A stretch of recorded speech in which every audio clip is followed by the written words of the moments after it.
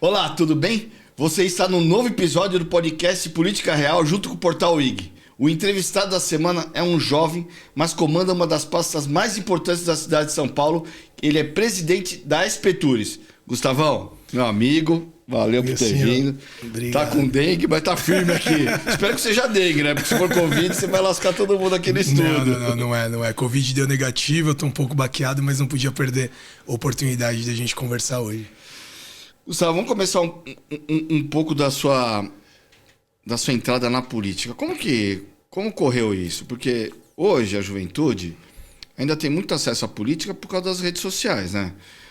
Você entrou na política, sei lá, uns 10 anos atrás? 13 anos.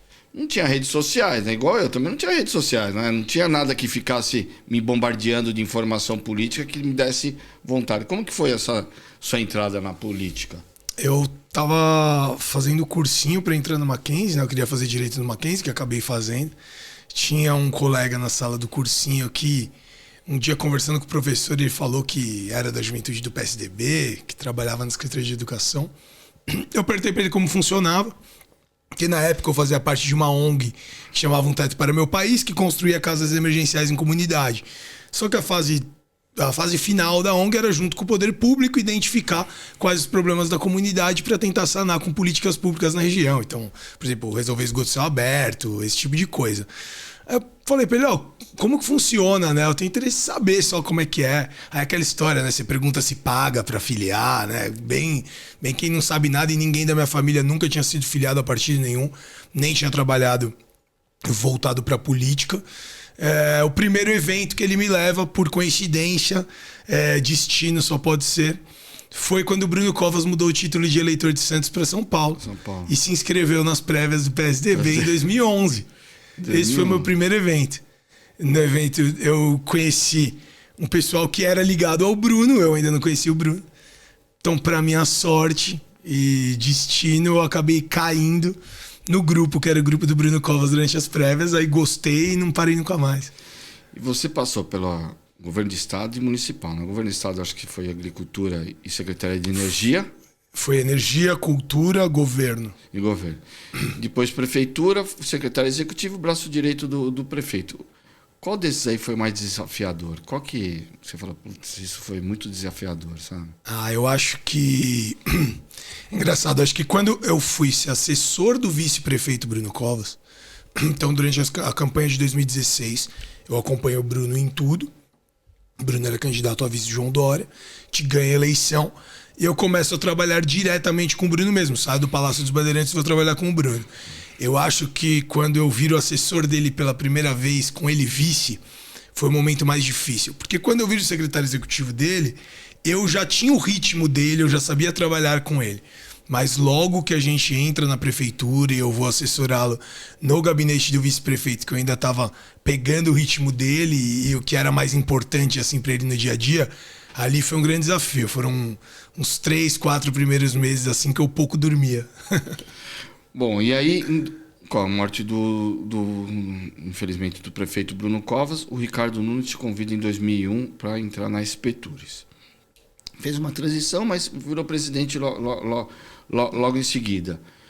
O que foi mais desafiador? Quais as mudanças que você enxerga de quando você entrou para agora? Isso foi um outro presente aí que eu recebi na minha vida, porque o prefeito Ricardo Nunes identificou... Porque sem diminuir ninguém que passou, sem diminuir. A Espetures hoje nitidamente é outra. Obrigado. Nitidamente, eu tô puxando o saco. Nitidamente é outra. Obrigado. O prefeito Ricardo Nunes identificou em nós a Espetures como um bom caminho, achou que ali tinha sinergia, acho que ele acertou, sem sombra de dúvidas a gente faz um bom trabalho, e a gente, que eu digo, é o time todo mesmo, são 182 funcionários que são igualmente importantes para a empresa, mas foi algo que o próprio prefeito identificou. Isso mostra também uma gestão do prefeito diferenciada, um olhar diferenciado. Foi um grande desafio. Quando a gente chega na Espetures, eu fui como chefe de gabinete do presidente Ivan Budinski, que eu aprendi muito também. O prefeito Ricardo Nunes passou para nós, olha, quais são os pontos ali que vocês acham que tem a melhorar e os pontos a gente otimizar. A equipe era muito boa, isso era um ponto muito positivo. Os eventos públicos já eram muito bem feitos, a gente trabalha para ser cada vez melhores. O que faltava para a SP Tours? Duas coisas. Faltava comunicar para a cidade de São Paulo, e tanto para o turista quanto para o cidadão paulistano, o que tem na cidade. Nós somos paulistanos e a gente sabe que tem muita coisa que acontece na cidade que a gente não sabe. Hoje em dia, claro, a gente acaba sabendo mais por conta desse trabalho que a SP Tours faz. Tamanho da bola nas costas. Vai ter evento tal, que evento, né? É isso. É uma cidade imensa, São né? Paulo acontece. E é muito ágil, né? As coisas vão acontecendo, né? Sem dúvida, inaugura coisa nova toda hora. Então, meu restaurante preferido de São Paulo é tal. Passa um ano, tem mais 5 que você gosta igual. Assim. Isso é muito São Paulo. Então a gente comunicar o que se passa na cidade é algo que a gente conseguiu fazer para progredir. E as redes sociais foram muito importantes nisso, tanto as minhas pessoais quanto a da SP Tours. E além disso, a SP Tours passar a trabalhar como uma agência de eventos e turismo, como a diretoria de eventos da cidade de São Paulo, prospectando eventos. Então fomos atrás do Primavera Sound, da Fórmula E, da WEC, do NFL, do The Town, do Ultra Music Festival. A gente vai atrás de eventos. A gente capta eventos para a cidade de São Paulo. Ou algo que era impensável para a SP Tours em outro momento. Mas você falando assim, fica a impressão que a SP Tours é só eventos, né? Só shows. Não é, porque vocês participam daquele programa Baixas Temperaturas, vacinação. Que além de shows a SP Tours, para quem não conhece, qual que é o que mais a SP Tours representa? O que mais a SP Tours ajuda o município? A gente fala muito dentro da SP Tours, né? O que é evento? Evento é eventualidade. Então, se a gente teve o Covid e era necessário vacinação, a SP Tours estava à disposição da Prefeitura de São Paulo para conseguir fazer os mutirões de vacinação, para conseguir dar auxílio à Secretaria de Saúde, como deu. O Baixas Temperaturas e o Altas Temperaturas também, que tivemos esse ano, outro golaço que a gestão criou para atender as pessoas mais vulneráveis num momento tanto de baixas temperaturas quanto de altíssimas temperaturas, também tem todo o apoio da SP Tours. Todo evento que acontece na cidade de São Paulo, e evento não é show, evento não é o evento esportivo, evento é eventualidade, tem vários tipos de evento, como também as feiras, por exemplo, de negócios que são muito importantes para São Paulo. Mas para esse lado social, a gente tem muito orgulho de trabalhar junto com a Prefeitura de São Paulo, a SP Tours é um braço da Prefeitura de São Paulo, para resolver também demandas sociais da cidade. Então a gente tem eventos que a gente apoia por conta da bandeira e do que representa o evento. E a SP Tours tem essa obrigação. A SP Tours tem a obrigação de, assim como a Prefeitura de São Paulo, trabalhar para a cidade de São Paulo como um todo e estar à disposição de todos os nichos e eventos. E aí, agora vamos falar um pouco de eventos, né? São Paulo tem PIB maior do que muitos países. Sem dúvida. Vamos falar de 2 eventos que não existiam e que na sua gestão eles vieram para São Paulo. Tem vários, mas vou lembrar 2. NFL, que vai ter... Quando que é? 6 de setembro. 6 de setembro. Já recebe meu convite. Fórmula E é 2, porque tem que levar o Guilherme. E Fórmula E, né? Como você vende a cidade? Como que você convence as pessoas que aqui é um polo para que esse tipo de evento que tem mídia mundial, NFL, né? Sim. Mundial, Fórmula E mundial. Como que você faz para vender? Qual que é o discurso? Se eu fosse o cara da Fórmula E, o que você falaria para eu pegar o meu evento da Fórmula E e trazer para São Paulo?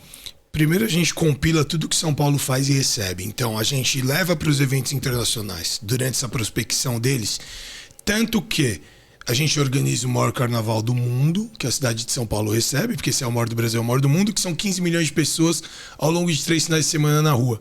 Não existe um evento no mundo que mobilize tantas pessoas em 3 finais de semana. Então isso é um ponto. Além dos outros eventos que acontecem, então os shows em São Paulo que já acontecem, a própria Fórmula 1 que já acontece, todos os mega eventos que São Paulo faz, a maior parada LGBT do mundo, o maior evento cristão da América do Sul, que é a Marcha para Jesus, e por aí vai. E essa diversidade que é São Paulo. São Paulo consegue receber todo tipo de evento. Então a gente mostra os eventos que a gente já tem e teve aqui. Além disso, os nossos 12 milhões de habitantes, isso se tratando só de cidade de São Paulo, não falando dos mais de 20 da Grande São Paulo e dos mais de 40 milhões do estado de São Paulo, mostram para esses eventos o seguinte: Sem turista, já temos um público consumidor aqui que vai fazer o seu evento vender. Passando para o lado do turista, temos a maior rede hoteleira da América Latina. A gente tem um metrô, um acesso, um transporte público de muita qualidade. Se você pegar o padrão da América Latina também. São Paulo é referência na América Latina em várias áreas. Então a gente leva esse compilado todo e mostra para o evento o seguinte. Você vai vender aqui, eu estou falando tua língua. Você tem que vender, eu sei. Eu não tô ouvindo pra você fazer caridade. Não. Você vai vir aqui, você vai conseguir vender seu evento. Para nós, vai gerar emprego e renda, que é o importante para a cidade de São Paulo. Vai divulgar a cidade de São Paulo positivamente em todos os cantos do mundo. E é atrás disso que a gente tá. E você falou de 2 eventos. Tem alguns eventos que já são meio que fixos, né, na cidade. Réveillon na Paulista, o Carnaval, Marcha para Jesus, o GLTB, X mais Z. Como que você faz? Porque eles são esperados e grandiosos. Mas como fazer para manter a relevância desses eventos? Primeiro, a gente tem a coordenação desses eventos. Os mega eventos de São Paulo, eles já são coordenados pelos seus representantes de uma forma muito profissional. Isso nos ajuda muito. A gente estrutura tudo isso para eles. A gente, para mantê-los... digamos, num alto nível e ainda tentar melhorar, a gente está sempre atrás de inovação. Então, por exemplo, o palco da Marcha para Jesus nos últimos 2 anos foi o maior palco da América Latina em todos os palcos. O Rock in Rio não teve palco maior, The Town não teve palco maior. Isso é uma parceria muito grande que a gente tem com os organizadores. Acaba o evento, já começa o planejamento do com próximo. Certeza. Todo mega evento que a gente recebe em São Paulo, que a gente faz... Acabou o evento, a gente já faz um balanço, como ele foi, o que pode melhorar. Os principais eventos, o próprio prefeito Ricardo Nunes nos chama, não só nós, todas as secretarias envolvidas, para cobrar como aconteceu o evento. Isso daqui foi positivo, ótimo, o que a gente melhora para o ano que vem? Isso é muito importante. Esse acompanhamento de perto de todas as secretarias envolvidas é muito importante e, sem sombra de dúvidas, a chancela do prefeito em cima disso é o que torna fundamental. Bom, vou pensar um desses aí, que é o Carnaval. Principalmente por causa do Carnaval de rua, né? Hoje nós somos o maior carnaval do país, né? Sem dúvida. Me desculpe, Salvador e Rio, né? Um abraço para Rio e Salvador, o de vocês é ótimo, mas o maior é aqui. Qual que é como vencer os desafios de logística, de infra, de segurança, melhorar de um ano para outro? Como que faz para vencer esses desafios? Eu acho que, primeiro, algo que foi fundamental para o nosso carnaval ter virado o maior do Brasil em 2020, desde então é o maior, te manteve, o trabalho integrado da Polícia Militar, Polícia Civil e Guarda Civil Metropolitana é fantástico. Importante dizer que no carnaval somos apoio à Polícia Militar no Copom. Eles têm uma inteligência que é única e que é admirável. A gente aprende muito no carnaval trabalhando na organização junto com eles. Não à toa as ocorrências baixam muito ano após ano. A gente tem o carnaval cada vez mais seguro. Inclusive os retornos do carnaval são muito positivos. As entrevistas com os próprios foliões são os foliões elogiando essa questão de segurança.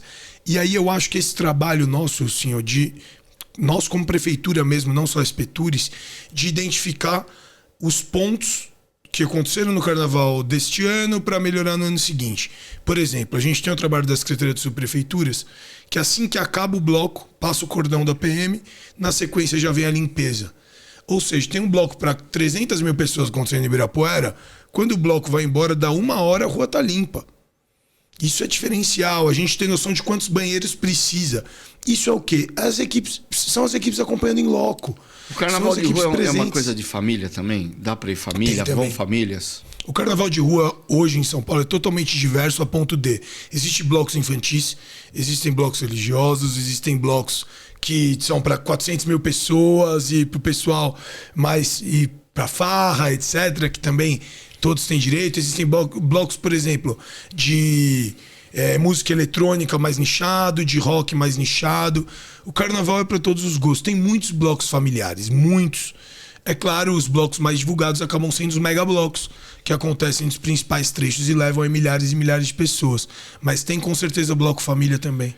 E como que os festivais, vou dar um exemplo, como Lollapalooza, The Town, contribuem para a reputação da cidade como destino de diversidade, de local de divertimento, porque não é só o show, né? Mas Sim. nós temos, falou, rede hoteleira, os melhores restaurantes do país, Sim. os melhores serviços no restaurante, né? Sem dúvida. A gente pode ir a um bom restaurante fora de São Paulo, mas o serviço é aqui, é impecável, né? Tanto é que a gente vai para outra cidade, outro estado, a gente estranha o serviço, né? A comida pode ser boa, mas o serviço aqui é de primeira. Como que esses tipos de shows ajudam na reputação de São Paulo ser um destino? Isso, a gente fala muito dentro da SP Tours que São Paulo perdeu a vergonha de se divertir, né? Então a gente sempre foi referência no turismo de negócios. Isso há muito tempo e para o mundo todo. Mas São Paulo é um dos 10 destinos mais procurados do Booking no mundo em vários meses do ano, Booking mundial, e é o destino mais procurado da Decolar no Brasil, também porque o turismo de entretenimento, que é esse, por exemplo, dos shows e eventos esportivos, que cresceu muito. Onde o Lollapalooza, o The Town são fundamentais para esse turismo em São Paulo e para essa divulgação da marca Cidade de São Paulo num sentido mais de divertimento. São eventos gigantescos que levam 100 mil pessoas por dia ao autódromo. Dessas 100 mil pessoas, 30%, 40% são turistas de fora de São Paulo, então isso faz com que as pessoas venham para cá. E existe um trabalho nosso de comunicação para que a gente pegue os mega eventos que acontecem em São Paulo e divulgue também para o turista que veio ou para o paulistano que está e vai gastar mais no final de semana por conta do evento, o que mais tem em São Paulo. Os pontos turísticos de São Paulo, os parques de São Paulo, os museus de São Paulo, os restaurantes, sem sombra de dúvidas. Eu acho a melhor gastronomia do mundo e serviço inegável, quanto São Paulo é diferenciado. Você vai na Europa, o serviço não é igual de São Paulo. Não é igual. Você sente diferença, né? Muita diferença. Você está acostumado com um serviço né? E não é só no restaurante Michelin. Todos. Tem um negócio de boteco agora, você tá indo, não tá?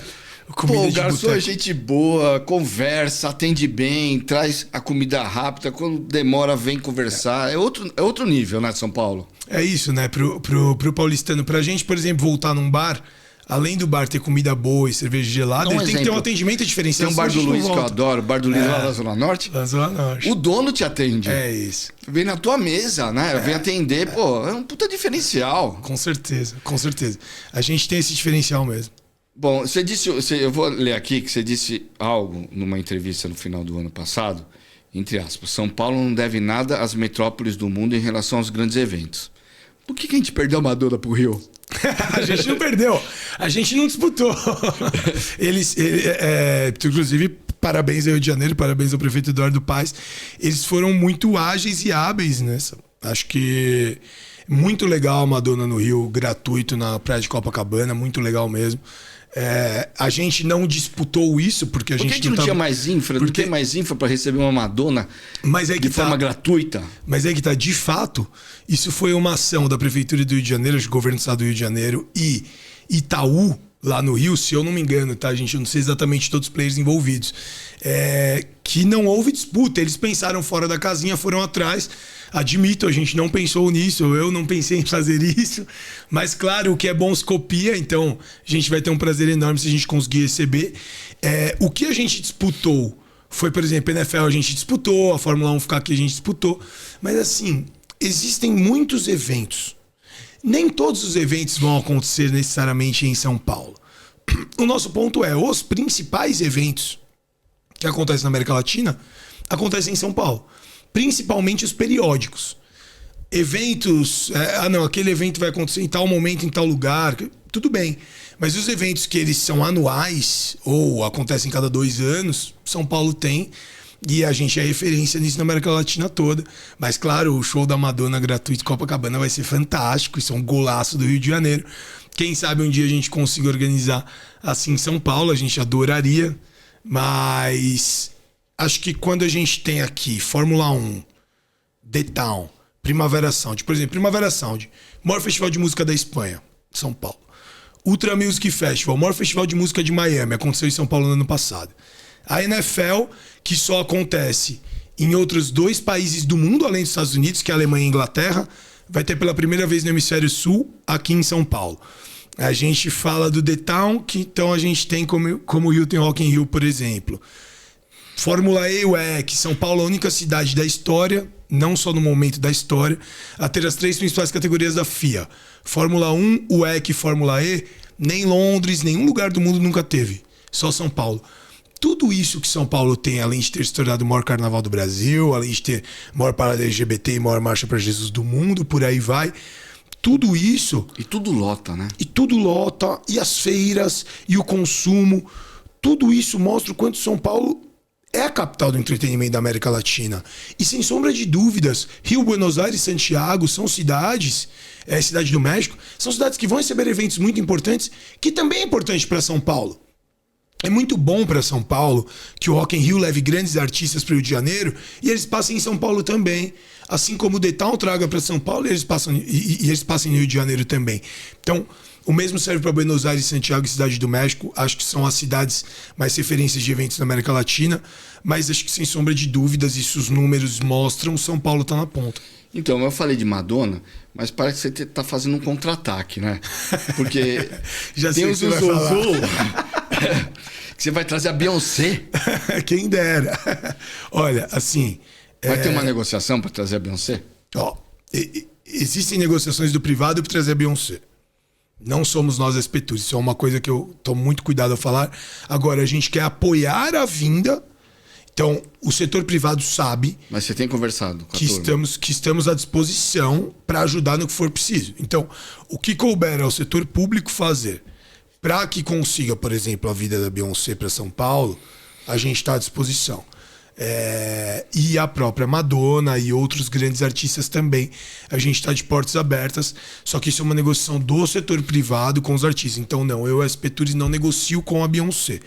Mas sabemos que tem uma boa chance de vir, se não neste ano, no próximo.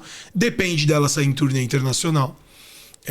Acredito que ela saindo em turnê internacional é questão de tempo até ela vir para São Paulo. Então, ela saindo neste ano tem chances reais dela vir esse ano. São Paulo virou o foco, o destino desses grandes artistas, né? Totalmente. E a gente fez uma ação com a Roda Rico no Vila Lobos e a página B-Access, que é a página da Beyoncé, que chama Vem Beyoncé. A gente iluminou a Roda Rico com alguns dizeres para Beyoncé, deixou lá uma ativação da Beyoncé. A mãe da Beyoncé repostou e a Billboard repostou também. Então, é pra Beyoncé saber que a gente tá de portas abertas mesmo. Isso foi uma ação muito bacana, que não gerou custo pra cidade de São Paulo. Uma ação de criatividade mesmo nossa com o fã-clube, que é bem legal. Queremos muito a Beyoncé, sim. Queremos muito a Madonna, sim. E todos os grandes shows. E nós somos o país do futebol, né? Pelo menos é o que se fala, e eu acredito mesmo, porque todo mundo tem um time de futebol, todo mundo torce. Nós somos corintianos, graças a Deus. Sim, graças a Deus. Mas aí você trouxe o NBA House, que é uma coisa imersiva, né? E esse ano ele vai ser num local de, acho que 5 mil metros quadrados, no Vila Lobos. O que é isso? Tem público para isso? A NBA House, que é uma ação da NBA Brasil, eu fui na primeira edição dela, que acontecia onde é o Mac 1000 hoje, ali na Paulista. E a NBA House, é o primeiro ano que conta com o apoio nosso da SP Tours da Prefeitura de São Paulo, mas é um evento todo desenhado pela NBA Brasil. A NBA House acontecia já no Eldorado, então ela foi do Mac 1000 pro estacionamento do Eldorado e ela já aumentou de tamanho. No último ano ela tinha 3 mil metros quadrados.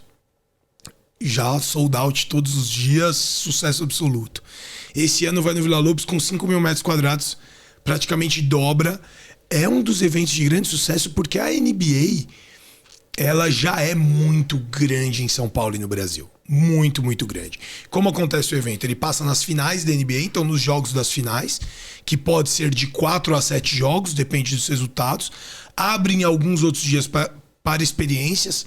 Dentro do evento, NBA House é como se tivesse virado assim. É quase que uma balada do basquete da NBA. Você tem, além do jogo, artistas. Você tem a loja com... Eu, por exemplo, coleciono camisas da NBA com várias camisas diferenciadas. Muitos influenciadores, muitos comunicadores. Você tem um podcast sobre NFL e NBA, não tem? NFL e NBA, sim, quando que eu comento. Que o pessoal quiser assistir, que dia que é? De segunda-feira, é Sport Zone. Que horas? Normalmente a gente solta segunda às 18 ou às 19. Bom, agora o Tomás me chama de chorão. E eu sou... Falar de Bruno. Bruno, você foi muito amigo dele. Como que foi enfrentar com ele o período da doença? Cara, foi bem difícil por saber que ele tinha uma doença gravíssima, mas ele sempre combateu ela de uma forma tão forte, acho que não sei nem se forte exatamente a palavra, que é muito forte, mas às vezes a gente esquecia que o Bruno estava doente, né? Porque ele não reclamava, ele não demonstrava. Claro, você ia percebendo, ele estava comendo menos, etc. Ninguém, claro, não percebia que alguém estava no tratamento de quimioterapia. Né? Claro, é inegável. Mas na campanha de 2020, por exemplo, o clima era muito gostoso, ele sempre foi um cara muito pra cima. No hospital também era dessa forma, mas com certeza... Mudou a dinâmica? Olha... Na época da doença? Mudou? Muda, né? De trabalho, claro que se um dia ou outro ele tinha o tratamento ou não estava se sentindo tão bem, diminuía, mas ele não diminuiu o ritmo de trabalho, né? Ele foi, inclusive, meio herói nesse sentido, assim, meio não, totalmente herói nesse sentido, porque ele se doou muito pelo setor público até o último dia, como ele pôde, e sempre colocando o lado pessoal dele em segundo plano. Ele foi até morar na prefeitura no Covid. Nesse momento, assim, você, o Bruno, o próprio Tomás, como que vocês se apoiavam? Como que era uma forma de... Por mais que ele não demonstrasse, mas como que era uma forma de apoio que vocês tinham?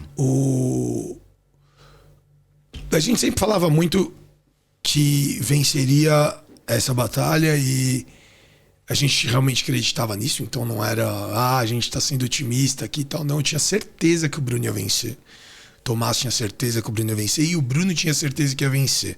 Nosso projeto de poder era a longo prazo, né? Claro. Não, o sonho mesmo era, quem sabe, trabalhar pro presidente Bruno Covas onde ele achasse que deveríamos. Às vezes as pessoas falam, não, mas ele tava muito doente. Eu falei, tá doente, mas um monte de gente venceu o câncer e vence todos os dias essa doença, né? Porque hoje existem medicamentos mais fortes, tecnologia mais apurada, acaba detectando muitas vezes a doença no início. Eu, pelo menos, eu não trabalhava com a morte. Eu trabalhava imaginando ele suceder, o Ricardo Garcia ganhar a eleição, ele ser o sucessor para governador, preparar ele para presidente. Eu trabalhava com expectativa de futuro. Com certeza, e assim... Eu nunca tratei aquele momento como um TEND, né? E ele estava vencendo. Porque era metástase, foi para um ponto só. Então, quando a gente... um pouco antes da eleição, de fato, o tumor estava regredindo muito e ele estava vencendo. Então, a gente estava muito seguro da vitória contra o câncer. Acho que na forma de se apoiar, eu pensava muito assim, olha, até o Bruno vencer a eleição e se licenciar em janeiro, o ritmo foi todo muito parecido e... tinha certeza que o Bruno ia vencer a doença e tá tudo certo. Em janeiro eu também tinha certeza que ele ia vencer a doença, mas foi quando ele começou a piorar um pouco. Eu só trabalhei minha cabeça pra, olha, o que você pode fazer pra ajudar diferenciado. Só mudou meio que a conduta. Quando já era assim, abril, ele estava mais fraco, tinha piorado bastante, ele volta pra casa, depois já volta pro hospital quando ele faz aquele procedimento, porque tinha dado uma reação. Ali... Colocou que nem se fosse um caninho, né? Naquele período eu pensei assim, olha, a gente vai vencer. Ninguém tinha sido por vencido. Então, ficava muito no hospital. Eu, a Karen, o Gustavo, o Tomás, a Renata, mãe do Bruno. E vamos vencer. Mas naquele momento foi quando eu falei pra mim assim, olha, é o seguinte... você vai fazer o que for necessário para ser apoio dele, da família dele. Que você puder fazer para ajudar, você tem que fazer. Porque mesmo os dias que o Bruno tava pior, como o Bruno era mais reservado, eu não queria falar disso nem com minha mãe, entendeu? Porque eu acho que não era justo. Eu acho que o Bruno tinha que abrir o que ele queria abrir e eu também tinha que ir nessa linha. Então não desabafava muito com ninguém. E, pô, foi... O que você tira de lição dessa amizade que vocês tiveram? Eu tiro que lealdade acima de tudo. mesmo, acho que não tem nada melhor do que você ter orgulho da pessoa que você é e do que você faz ou não para as pessoas genuinamente. Então, tem algo que você consiga, que você lembre, que seja um exemplo que ilustre essa amizade que vocês nutriram nesse processo todo? cara, teve Desde um lá dia, de trás, né? Tem um processo, né? cara, teve um dia que foi demais, assim. Foi foda. Eu cheguei no hospital e o Bruno tinha pedido comprar um pijama e tal. E aí eu fui e comprei o pijama. Aí eu cheguei no hospital e tava com o pijama e a Karen tinha elogiado o pijama. A cara falou, nossa, muito bonito esse pijama e tal. Aí o Bruno falou assim, agora esse filho da mãe vai ficar se achando só porque ele que escolheu. Aí eu falei, Brunão, sabe como é, né? Eu manjo tudo de pijama aqui, não sei o quê. Fiz uma brincadeira nesse sentido. São as pequenas coisas que vão marcando, né? Parece Aí... bobagem, mas não é, né? E, cara, eu lembro que era um dia difícil, assim. Ele tinha... Ele tava sentindo ali, né? Foi depois do procedimento que foi dia 1 ou 2 de maio. E aí eu lembro que eu tava meio baqueado antes de entrar no quarto. Eu fui entrar no quarto, sorriso no rosto, abri, dei um abraço nele, não sei o que. Ele fez essa brincadeira do pijama. Aí ficou só ele no quarto. Acho que a Karen foi buscar alguma coisa com o Tomás, eu não lembro exatamente. Aí eu tava mexendo no celular assim do lado dele, assistindo TV. No quarto do Círio. Aí ele parou, ele virou, olhou assim. Eu olhei e falei, Bruno, precisa de alguma coisa? Aí ele falou, obrigado. Só. Mas eu olhei no olho dele assim, eu falei, caralho. Falei, falei, que isso? Obrigado você tá de brincadeira. E é uma coisa muito importante de eu dizer assim, eu já falei isso muitas vezes, falo muito pro Tomás disso. É assim, eu sou muito grato ao Bruno, mas muito grato. Tanto pelo lado profissional que ele me colocou no mapa, eu não conseguiria chegar onde eu cheguei sem o Bruno, e claro, eu tenho muito que evoluir ainda, mas eu já sou muito grato pelo que eu conquistei. E o lado de amizade, que ele sempre foi um cara 100% parceiro e amigo meu, da minha família, dos meus amigos que viraram amigos dele, e ele sempre fez genuinamente por todos nós. E quando eu e meus irmãos íamos agradecer o Bruno, ele agradecia a gente. Pra você ter noção do tamanho da humildade dele. Então, Bruno Covas, ele é eterno, porque pessoas como o Bruno, elas são como ideias, entende? Eles são eternos. E aí vamos falar um pouco de Tomás. Você, nesse processo, você já tinha nutrido uma grande amizade também pelo Tomás, mas ela se fortaleceu mais com a passagem do pai, aparentemente, tenho essa sensação. Vocês viraram como se fossem irmãos. Sei lá, você pode até falar que você é um pouco pai do Tomás, porque orienta, mas vamos falar pela idade, irmãos. Irmão. E tem um processo agora de jogarem o legado do pai nas costas dele e querendo que ele reproduza o processo político que o pai teve e seja o próximo Bruno Covas na personalidade dele. O que você acha disso? Eu acho que o Tomás Covas vai ser e é o Tomás Covas. E eu acho que isso é coisa pra caramba. Porque a gente tá falando de hoje um homem, mas quando ele era um garoto de 11 anos de idade, a gente teve uma agenda na Zona Sul de São Paulo. E aí a gente tava na van. E ele vira e fala assim pra mim, pai dele, a gente tava indo pro Grajaú. Por que o meio-fio daqui não é igual ao meio-fio da Faria Lima? Aí eu olhei pra ele e falei assim, cara, eu descobri que era meio-fio, nem lembro quantos anos eu tinha. Com 11 anos eu com certeza não perguntava de meio-fio pro meu pai. Você percebe o quanto é diferenciado. E eu acho assim como o Bruno Covas foi o Bruno Covas, e o Mário Covas foi o Mário Covas, Tomás Covas tem que ser o Tomás Covas. E claro, tentando pegar ao máximo todos os ensinamentos, tanto do pai quanto do bisavô, que são, sim, ídolos meus como homens públicos, e acho que grandes homens públicos que o nosso país teve, dos maiores. E o Tomás tem isso, sem sombra de dúvidas. O Tomás carrega... Tem uma sensibilidade, né? E ele carrega muitos ensinamentos do pai. Isso sem sombra de dúvidas. Existe um talento natural que é, por exemplo, ele discursar com 16 anos de idade como ele já discursava, o que é muito difícil. É difícil pra mim de velho ainda. Não, imagina pra moleque de 16 anos. Sem sombra de dúvida. Pra gente... muitas vezes representando ali o pai, né? Exato. Falando do pai, muita né? gente, muitas vezes encerrando o evento. Encerrando o evento. E aquela história, pô, você faz um discurso com os seus amigos é uma coisa, você faz um discurso, tá o prefeito ou o governador do seu lado é outra. Ele fazendo discursos com o prefeito e o governador do lado, isso tem um peso diferente, né? Ele tem esse talento natural, isso é algo diferenciado. Eu acho que ele é uma pessoa que se preocupa com os outros, de uma ótima pessoa, isso é um ponto que ele tem que ter e tem. Então esse senso público também já nasce com ele. E ele vai fazer agora 19 anos de idade. O que eu acho o Tomás tem que ser o que ele quiser ser. E ele já falou, tanto para você quanto para mim, ele quer ser político. Isso. E tá tudo certo.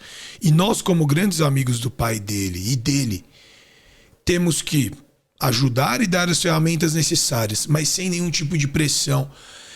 Porque muita gente quer que ele continue o legado e acha que, né, tem que... Não, muita gente fala com ele como se assim, se ele não for prefeito um dia, ele perdeu na vida. Ah, não, mas você vai ser prefeito, governador, presidente. Não, calma. Se Deus quiser. Mas assim, calma. Mas isso é uma construção, igual o pai dele fez, né? Um passo de cada vez. O pai dele tinha o sobrenome do vô, né? Exato. Foi o Mário Covas, ex-governador, senador, candidato a presidente. Exatamente. E o Tomás é filho de alguém que foi deputado estadual, deputado federal, prefeito, que começou como assessor. O primeiro emprego dele político foi como assessor na Assembleia. Ele foi se preparar, né? Ele era era CDF, né? Muito CDF. CDF, né? Gêniozinho, né? Estudioso, né? Tinha político que eu fazia muitas vezes agenda e fazia aqueles relatórios que os caras nem olhavam pra porcaria do relatório. Me matavam pra fazer o relatório, olha. Eu pegava ele estudando o relatório da saída, do evento que ele ia, e ticando as coisas, né? Não, ele era totalmente assim, muito, muito aplicado. Mas isso do Tomás é nessa linha assim. O Tomás, ele é maduro, muito para a idade dele, ele é muito acima da média. E ele tem um caminho gigantesco para percorrer, que ele tem potencial para percorrer inteiro. E a gente vai ajudar em absolutamente tudo que ele puder. E o Tomás toma as decisões dele também. Isso também é uma coisa muito importante. O Tomás tem muita personalidade. Então, assim... Eu, claro, tenho muita atenção com as pessoas que ficam, não, mas você tem que ser candidato agora, mas tem que ser... Ele tem que ser quando ele quiser. Até porque eu acho muito absurdo pessoas de gerações acima, como as nossas, em relação a ele, quererem que ele seja candidato porque é bom pro cara. Querer que ele seja candidato porque é bom pra mim não tem cabimento. Puxa-saco egoísta, Exatamente. Querendo se promover, né? Querendo um teco, uma lasca desse legado que ele vai levar com ele, mas e o caminho dele ele vai traçar da melhor forma. Bom, e ele continua no PSDB. O PSDB tá essa draga, né? Um presidente ruim, que é o José Aníbal, né? Reformulação do PSDB, José Aníbal. Desculpa, não é renovação, né? Mas você acha que ele,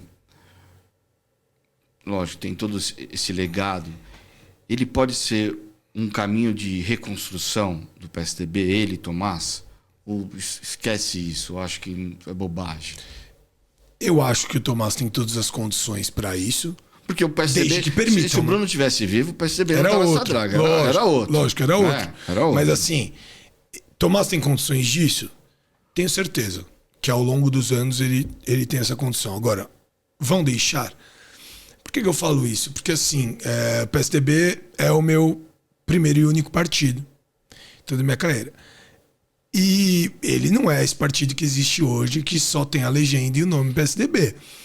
Foi uma das primeiras vezes na história que a bancada municipal, a bancada estadual e a militância estavam em prol do mesmo nome para a candidatura à prefeitura em São Paulo, que é o prefeito Ricardo Nunes.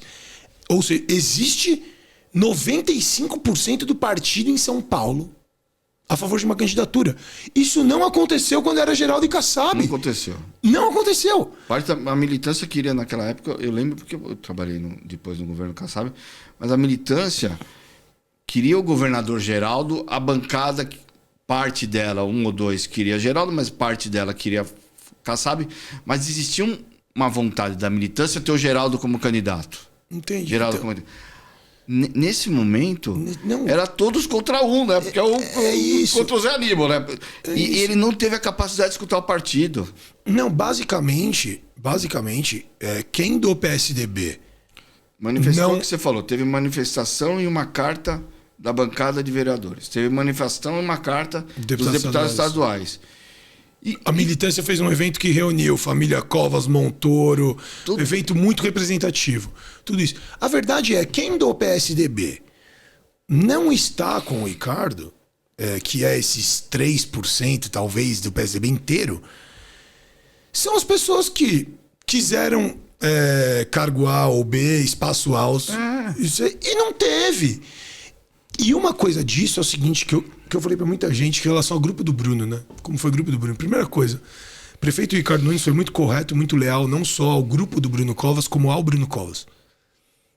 As pessoas citam o Bruno Covas agora em 2024 todos os dias. Só quem citava o Bruno Covas nos últimos 3 anos, quando não era ano eleitoral, era nós, prefeito Ricardo Nunes, Tomás Claro, era isso, assim. E a gente sabe disso. E as pessoas citam muito o Bruno Covas quando elas querem algo. Quando elas conquistam algo, elas não citam. Então, quando eu trouxe a NFL, quando a gente participou da vinda da NFL, a gente citou o Bruno Covas. As pessoas só citam ele quando precisam de alguma coisa, no geral. Mas assim, Não, e tem gente que muitas vezes cita e a gente sabe que ele não tinha relação nenhuma com a pessoa e a pessoa cita como se fosse o melhor amigo do cara. Né? Eu olho e falo assim, não é possível. Com certeza, vem disso. E outra, né? Eu que convivi com ele, não uso o nome dele com esses caras, cara, que não tem relação nenhuma. E ele não deixou procuração pra ninguém falar em nome dele, né? Então não podia. Mas assim, isso é uma coisa que eu falava muito. Eu falava, olha, se o Bruno fosse vivo, ele teria demitido e contratado pessoas. Primeira coisa. Ninguém, ainda mais pelo senso público que o Bruno tinha, por ser amigo do Bruno Covas, tem cargo vitalício na Prefeitura de São Paulo. Então assim, não, mas o Ricardo tem que manter alguém porque é amigo do Bruno. Não, peraí. Se você é amigo do Bruno, você sabe que você tem que trabalhar bem para a cidade de São Paulo para você merecer o seu espaço político. Sem sombra de dúvidas. E o prefeito Ricardo Nunes foi muito correto com todos. É muito correto com a gente. Eu só tenho a agradecer por isso. Porque soube nos orientar e soube nos dar a oportunidade de provarmos que merecíamos estar lá ou não. Mas isso é uma coisa que eu chamo muita atenção, assim. Se coloca como se quem era ligado ao Bruno tivesse uma obrigação de ficar. Você tem uma obrigação de ficar se você desempenhar um bom papel para a cidade de São Paulo. O Ricardo manteve a linha de pensamento do Bruno? Sem dúvida. Isso, inclusive, eu questiono algumas pessoas. A nossa gestão é radical. Nossa, a nossa gestão é radical, eu não sei o que eu tô fazendo. Porque, cara, o Ricardo, ele é acessível. Ele ouve as pessoas. Coisas do Ricardo muito parecidas com o Bruno. E passa o dia inteiro na rua, né? O dia inteiro trabalhando. As pessoas entregando, né? Não é cara de gabinete, né? Não é. Olha, coisas do Ricardo muito parecidas com o Bruno e que eu me espelho muito. Então, eram os principais pontos onde o Bruno me liderava e são os principais pontos onde o prefeito Ricardo Nunes me lidera. Trabalho incansável. Eu me acho muito dedicado, mas perto dos dois eu não sou tanto, eles são mais. Então, tento aprender muito com eles disso. Acessível, fácil de você conversar, não se acha acima do bem e do mal por ser prefeito. Pelo contrário, entende que quanto mais prefeito, mais acesso ele tem que dar aos outros. E além disso, o senso público. Se importa com as pessoas. Você vai despachar com o Ricardo? Quase sempre as câmeras no centro de São Paulo, ele acompanhando de perto, ali tá assim, ali tá assado. Durante seu despacho com ele, liga para secretário A ou B para questionar tal ponto. Nós a mesma coisa. Gustavo, olha, esse evento aqui, como foi? É isso, se teve algum problema, já me liga, quer saber o que aconteceu. Além de dar as ferramentas pra gente conseguir trabalhar. E na nossa campanha tinha uma turma, Tucanáticos. Existem os Tucanáticos ainda? Claro, não? Esse time é para sempre. A gente somos... Inclusive, por sua causa tem nome. Uma vez no evento a gente tava e você falou, vocês precisam arrumar um nome? Pô. Que a gente chama vocês de amigo do Bruno do Gustavo, vocês têm que ter um nome. Aí a gente saiu, foi pro bar e arrumou um nome. Mas... E essa turma vai te apoiar para ser candidato? Olha, eu acho que eu não vou ser candidato. Essa turma vai apoiar o Tomás para ser candidato com certeza. Por que, cara, não vai ser candidato? Você gosta do babado, cara? Eu gosto muito, mas assim, o meu plano é, quem sabe, continuar no executivo aí, sendo lembrado pelo prefeito. Eu já tive muita vontade de ser candidato, mas hoje eu acho que eu prefiro ficar no executivo e ajudar os colegas a irem para o legislativo. Quando, claro, for o momento do Tomás, aí é 100% eleição do Tomás, aí não tenho o que fazer. Mas hoje eu acho que eu não seria candidato, não é o plano ser, de fato não é. Eu sei que todo mundo que fala isso tem o plano de ser, mas de fato eu não tenho mesmo. Inclusive eu até acho que essa janela que passou agora... O talvez eu quero ser, o não pode ser. Nunca é uma negativa. Até o não não é uma negativa, é um talvez. E o talvez é você. Não, pra gente que ama política, lógico, eu sei que eu não posso afirmar que eu nunca vou ser. Não, e você teve uma escola, né? Com certeza, mas assim, o plano atual é não ser.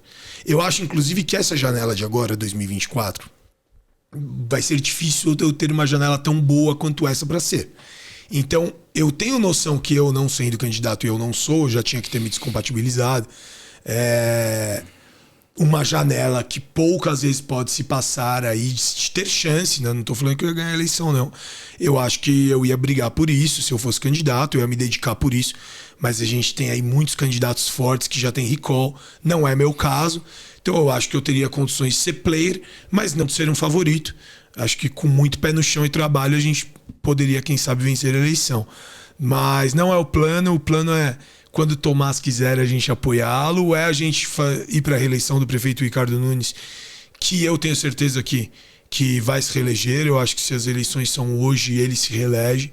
E ele tem uma merece aprovação boa, alta de governo, né? E ele merece muito, essa gestão merece muito.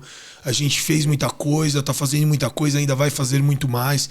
Eu acredito muito que desde 1º de janeiro de 2017 até dezembro de 2028, pelo menos, essa gestão ficando, essa linha de raciocínio, uma linha de raciocínio que gera emprego e renda, uma linha de raciocínio que tem o maior plano habitacional da história do país, o maior plano de desestatização da história do país. Eu acho que é a melhor cidade de São Paulo. Eu amo a cidade de São Paulo. Não moraria em outro lugar do mundo. Então eu tenho certeza que vai dar certo. Chegando próximo do final da nossa entrevista, eu tenho um quadro aqui que se chama Histórias de Campanha. Eu coloco uma vinheta, você toma uma água, compartilha conosco uma história, porque você já participou, a gente fez a campanha de prefeito, mas você já participou de outras campanhas, participou das prévias. Pensa alguma coisa que você ache legal compartilhar dessa experiência de campanha, ou algo engraçado. Putz, eu saí daqui, fui até a esquina, tomei uma comida do Bruno, sabe? Alguma coisa legal. Vou pedir para passar, vai pensando aí, vai rolar a vinheta e a gente volta. Tá bom. Vinheta Histórias de Campanha.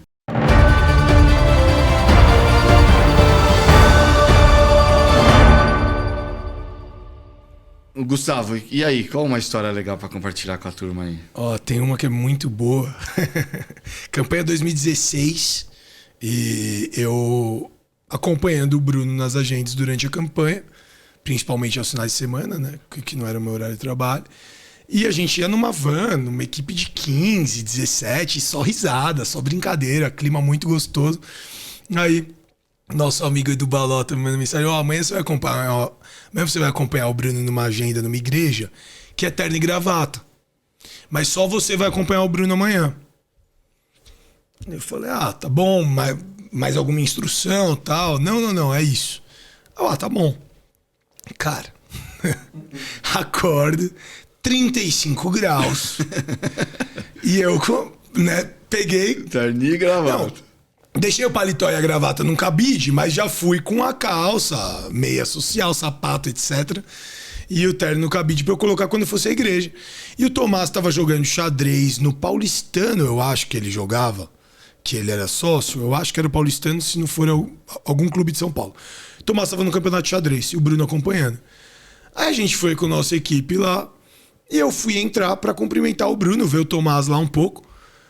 E eu já de calça social, camisa social, sapato. O próprio pastor. O próprio paletó na van. Eu chego, o Bruno tá de bermuda e polo. Aí eu, e aí, Bruno, tudo bem e tal? Aí ele me olhou assim, tudo. Eu falei, você vai se trocar ainda, né? Aí ele, como assim? Eu falei, não, porra, como assim? Eu tô de terno e gravata. Aí ele virou e falou assim, mas por que você tá de terno e gravata pra uma agenda de política de campanha? Puta sol! Aí eu falei, fiquei puto. Voltei, tava o Edu Balota rindo com o Brasil, o pessoal achando o bico. Aí eu falei, vou matar vocês, não é possível. O Bruno tinha pedido pra eles ligarem e falarem isso pra mim. Cara, o pior, era um dia de agenda que a gente acabava na Querupita.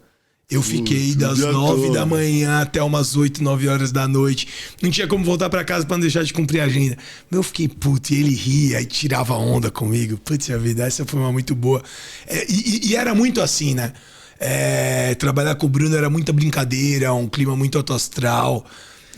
Nossa van durante a campanha era só risada. E tem uma história com o Ricardo que é bem legal, que foi quando a gente conheceu melhor o Ricardo, assim, como grupo, e já dava pra ver o quanto ele era um cara admirável. A gente fazia muito as garagens de ônibus com o Dori e Bruno em 2016 e com o Bruno e Ricardo em 2020. Essa é uma agenda que você tava. Eu tava. A gente tinha feito agendas de madrugada com o Bruno e o Ricardo junto, várias vezes durante a campanha. Bruno trabalhava muito de madrugada também. Mas aí a gente combinou de fazer uma com o candidato a vice-prefeito Ricardo Nunes. Na Zona Sul. Garagem de ônibus, foram todos os tucanáticos. Você foi também. Tava também o Ricardo, o Diogo. Tem foto disso. Tem foto disso. Tava o Ricardo, o Diogo, mais algumas pessoas da equipe ali que eu não vou lembrar o nome agora. E a gente passou a madrugada ali fazendo porta de garagem de ônibus, mostrando que a gente estava dedicado. O Ricardo foi fundamental na Zona Sul, naquela eleição, em toda a eleição. Os tucanáticos, eu já falei isso algumas vezes, mas vou repetir, porque eu adoro a turma lá, né? Eles são muito legais e são trabalhadores, né? Mas eles foram a alma daquela campanha. A campanha do Bruno, os tucanáticos foram a alma da campanha. Sem dúvida. Era uma coisa diferenciada deles, não é? E não era um negócio, era uma molecada preparada, com faculdade, ou já formada com faculdade boa, ou estudando em faculdade boa, sabe? E você falava assim, olha, precisa ir no farol, segurar a bandeira. Sim. Mas ia na hora, não ficava discutindo, não ficava... Né? Você pega uns militantes e fala assim, eu quero ajudar. Você fala assim, pega a bandeira. Não, bandeira eu não faço. Pô, eu fiz a vida inteira, se precisar eu faço. Fala assim, olha, a gente faz fazer bandeira, toda a campanha a gente faz um pouco. Eu vou lá. Pelo menos. E eles não, cara. Na hora do almoço fazia metrô, à noite fazia porta de faculdade, madrugada fazia porta de... E não reclamava, sempre com um sorriso. Encontrava, tomava uma cerveja antes e ia pra agenda, aquele boteco lá em frente ao Mackenzie. No McPhil. E saía, né? Ou ia uma coisa e passava lá depois. Pô, mas eles foram a alma da campanha do Bruno, cara. Essa energia é um diferencial muito grande. E eu acho que por ter pego de exemplo do Bruno e ser também o que a gente acredita como grupo, a gente tem que superar na dedicação e na energia todo o resto. É aquela história, assim. Isso também eu levo muito pra minha vida. Eu não me acho gênio nem acima da média em vários aspectos. O que a gente tem que fazer mais que os outros? Então vamos trabalhar mais que o resto. A gente tem que chamar atenção de algum jeito. Então a gente tem que ser mais dedicado do que todo o resto. Tanto é que parte deles esse aí... é o grupo. O Diogo tá montando equipe pra campanha do Bruno, parte deles eu tudo indico a molecada lá. Eu falo molecada, mas não sou mais molecada. Sim, mas... Eu sou mais velho. Mas né? É com carinho, não é molecada menos expressão, é com porque carinho. Eles eram dedicados. Tinha a turma que era organizada, sabe? Eles foram, o braço direito da campanha, né? E um time muito leal, né? Um pessoal leal, 100% leal. correto, parceiro. Bom, são alguns dos meus melhores amigos, parceiros, eu sou suspeito de falar, mas de fato, eu acho que isso é algo que há muito tempo a gente não via em política, que é o seguinte... É a parte boa do torcida de futebol, entendeu? Não era a parte briguenta da torcida de futebol, mas da energia diferente, dos cantos, dos gritos. Isso trazia jovem pra dentro, era vontade de todo mundo queria participar disso. Fazia a política de um jeito mais leve. O Tomás participava, Com adorava, certeza, né? com certeza. E aí, agora para encerrar, nós falamos do teu podcast, né? Que é sobre NBA e NFL, que passa de segunda-feira, mas tem uma outra coisa que você tá. Que eu observei, inclusive, que eu vi hoje no Insta. Você tá fazendo um treinamento de alta performance, né? Você vai lutar com um tailandês. Me dá, qual que é? Eu vou montar um tailandês mais fraquinho pra você ganhar. Me dá como que é isso aí, que eu vou te ajudar, entendeu? Na verdade, já aconteceu. Eu não posso contar o que aconteceu. Pega o Alex. Eu não posso contar o que aconteceu, né? Se eu lutei ou não lutei, mas isso já foi. Já foi tudo documentado. Então, se eu lutei ou não lutei, o pessoal tem que ficar lá acompanhando. Eu achei que você tava treinando pra lutar, não? Já lutou? Não, porque já tá tudo documentado, mas o documentáriozinho, ele vai soltando semana a semana, mas eu já fiz tudo. Entendi. Mas lutou. Mas não, tem que ter lutado, não vai fazer, vai ficar trolando a turma, esperando ver o anãozinho lá, o anãozinho tailandês. Não, lutei, mas precisa acompanhar para ver como é que foi. Mas foi uma preparação muito legal. Eu luto Muay Thai, eu treino Muay Thai há 7 anos, mas nunca tinha feito treino de atleta. Aí, longos meses antes da possível luta, aí eu treinei bastante, me dediquei bastante. Eu gosto muito disso, eu tenho os esportes que eu pratico, eu busco alta performance sempre neles, eu acho que isso ajuda também meu lado profissional, minha carreira. Quando eu pratico esporte, né? Quando eu pratico esporte de manhã, minha vida é outra, pro longo do dia. Eu sou ligado no 220, é meu jeito, isso ajuda também a gastar energia, mas vale a pena ver lá que ficou bem legal. Gustavão, obrigado por ter vindo, por ter aceito o convite. Sabe que eu sou seu fã, gosto de você demais.